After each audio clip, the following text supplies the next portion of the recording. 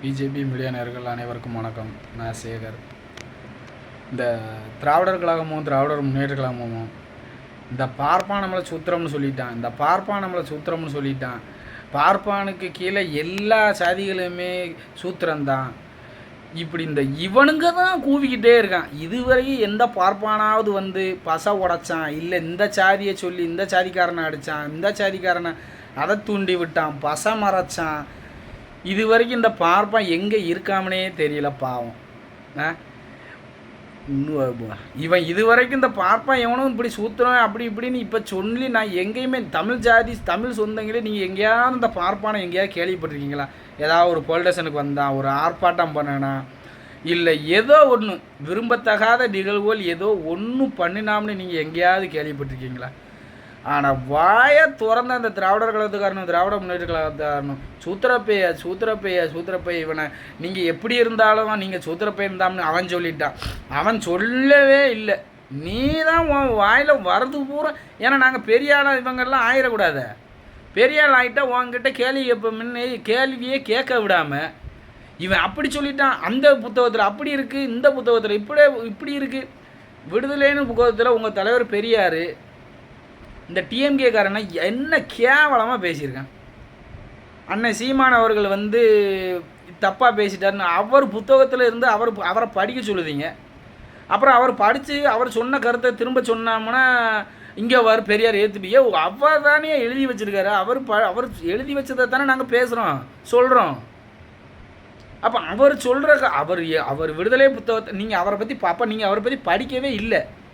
சும்மா மேலோட்டமாக உன்னோட விளம் நீ ஏன்னா மித்த ஜாதிக்காரன் பூரா மேலே வந்துடக்கூடாது. இந்த பார்ப்பான் எப்போ பார்த்தாலும் அந்த பார்ப்பானவே தான் தூக்கிட்டு அலையுத. அந்த பார்ப்பான் என்ன செய்தான்? இப்போ நீ தானே ஆட்சி பண்ணுத. நீ என்ன கிழிச்சிட்ட? டிஎம்கேக்காரன் தானே இப்போ நீ ஆட்சி பண்ணுத. நீ தமிழர்களுக்காக என்ன கிழிச்ச?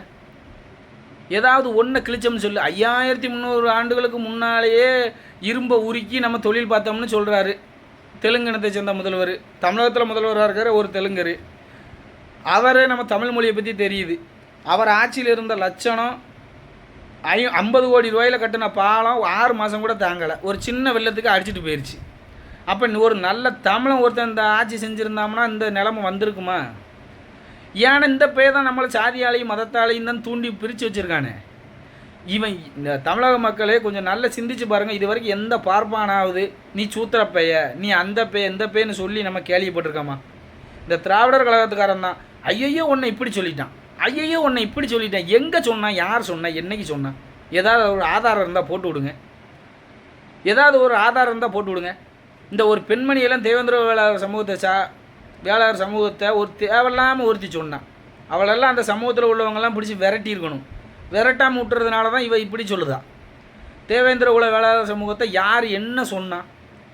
நீங்கள் என்ன தான் இந்த பேர் மாற்றம் எடுத்ததால் நீங்கள் சூத்திரம் தான். எவன் சொன்னான் சூத்திரம்? எவன் சொன்னான்? நீ தான் இவங்களை மேலே வர விடக்கூடாது, இவங்க மேலே வந்துட்டால் இதாகிரும் அப்படின்னு சொல்லி நீ மேலே வந்துட்டு இவங்களை வச்சு தானே நீ அரசியல் பண்ணிக்கிட்டு இருக்க. இல்லைன்னா உனக்கு அரசியலே கிடையாது. நீ தூண்டி விட போய் தான் சாதி கலவரமே வருது. இல்லைன்னா அவன் வேலையை பார்த்துட்டு தான் இருக்கான்.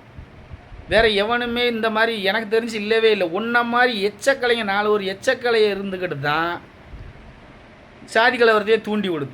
இல்லைன்னா இந்த சாதி கலவரமே தமிழகத்தில் சாதி கலவரம் வர்றதுக்கு முதல் காரணமே இந்த திராவிடர் கழகமும் திராவிடர் முன்னேற்ற கழகம் தான். சும்மா இருக்க மாட்டாமல் மத கலவரத்தை தூண்டி விட்டுருதான்.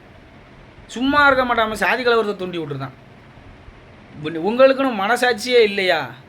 உங்களுக்கெல்லாம் நல்ல சாவே வராது கண்டிப்பாக. திராவிடர் முன்னேற்ற கழகத்தில் இருக்கிறவங்களுக்கும் திராவிடர் கழகத்தில் உள்ளவங்களுக்கும் நல்ல சாவே வராது. சும்மா இருக்கிற நீ மாட்டில் சண்டல் தூட்டிட்டு போயிடுற. இந்த முட்டாப்பைய தமிழ் சமூகம் தேவையில்லாமல் அடிச்சுட்டு செத்துட்டு கிடக்கான் ஒருத்தன். இந்த மத கலவரத்தையும் தூண்டி விட்டுட்டு போயிடுத. இவன் அப்பாவி மக்கள் அடி விட்டுட்டு செத்துட்டு இருக்கான். நீ இவங்களை வச்சு நல்லா தின்னுட்டு கழுத்தி மாதிரி கொளுத்து போய் அலையுத. ஐயா காமராஜர் அவர்கள் 2 தடவை முதல்வராக இருந்திருக்காரு, 2 தடவை அகில இந்திய காங்கிரஸ் தலைவராக இருந்திருக்காரு, 2 பிரதமரை உருவாக்கி விட்ருக்காரு. அந்த மனுஷன் சாகும்போது சட்டப்பையில் வெறும் 100 ரூபா தான் இருந்திருக்கு, 4 சட்டை தான் இருந்திருக்கு. அவரை சுற்றி அவங்க சொந்தக்காரனோ அவர் சாதிக்காரனோ எவனையும் பக்கத்துலேயே அண்டை விடலையாம். அவர் தலைவரா நீ தலைவரா?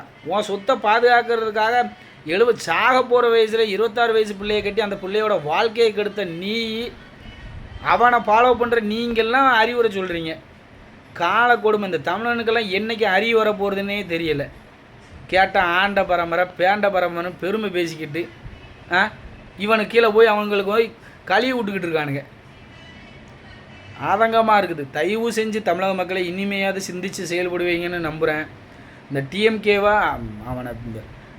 அவன் விஷச்செடி வேரோடு பிடுங்கி எறியணும்.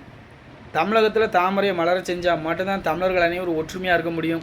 தமிழகத்தில் எந்த வன்முறை கலாச்சாரம் போதைப்பொருள் கலாச்சாரம் எல்லாத்தையும் ஒழிக்கணும்னா பாரதிய ஜனதா கட்சி வந்தால் மட்டும்தான் முடியும். தயவு செஞ்சு அனைவரும் பாரதிய ஜனதா கட்சி ஆதரிக்கணும்னு பணிவன்போடு கேட்டுக்கொள்கிறேன். நன்றி, வணக்கம். பாரத் மாதா கி ஜெய்.